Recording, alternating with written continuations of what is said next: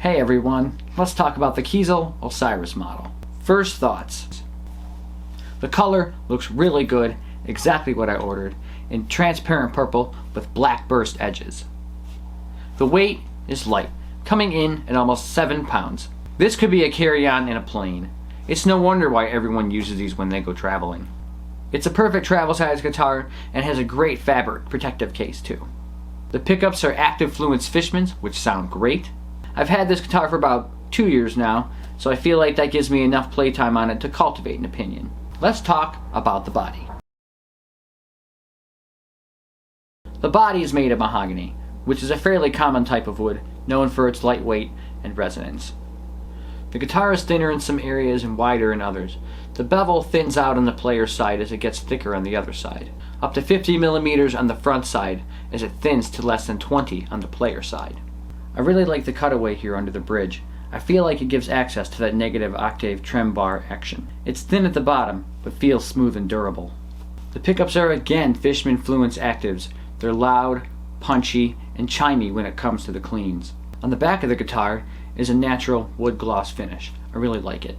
Something else I like is this battery cover. Some guitars have a screw holding down the battery plate, but I just find that sadistic. But this guitar has a nice standard clip, so I can easily get that 9-volt battery out.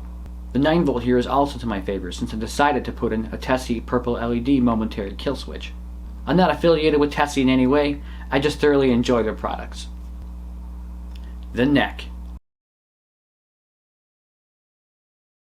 The neck is a 20-inch radius, which feels huge, and by huge I mean like a mile wide. The neck isn't very thick, feels thin like an Ibanez to complement that fast play style. Also, the string intervals in a 7-string feel weird and take some getting used to. But the 7-string model will probably feel wider if you're used to a 6.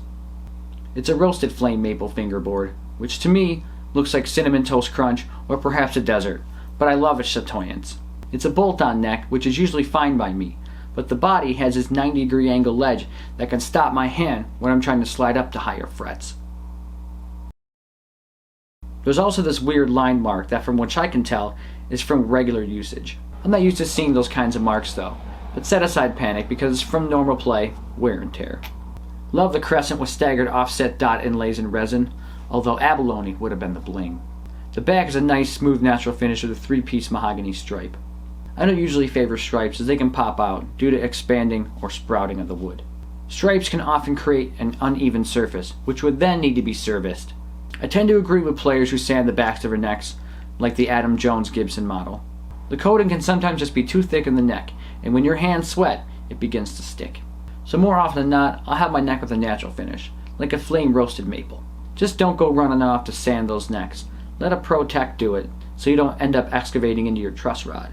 The frets are stainless steel medium jumbo, while the side markers are glow-in-the-dark lumen lay. The bridge.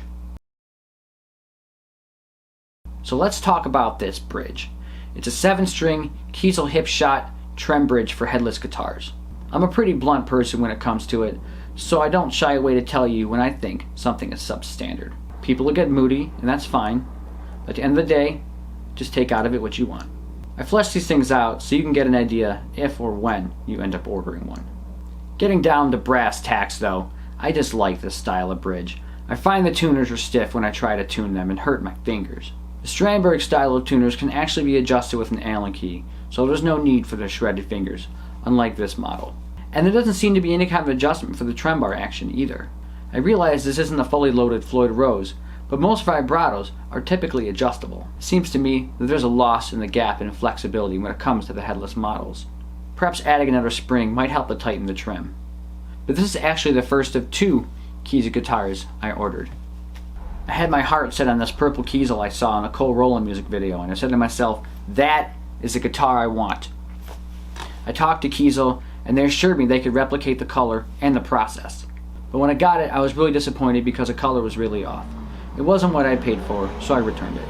The model I ordered was based on the DC600 model, in translucent purple, pink, and Cali Burst, and 50 other colors probably. The colors actually came out to amber and a goldish fall color. Now Kiesel has a comprehensive guitar maker website, so it'll show you what it looks like before you order it. The pros and cons of this guitar. The pros. It's ultra lightweight. It's super travel friendly for planes. Its tone sounds amazing, and unplugged it's still super fun to play. The cons. The trem bar isn't great. The tuners are a little stiff to turn and hurt your fingers, and it's difficult changing strings based on your perception skill level. But alright everyone, that does it for the video. Thanks for watching, and don't forget to subscribe so you hear about the next one.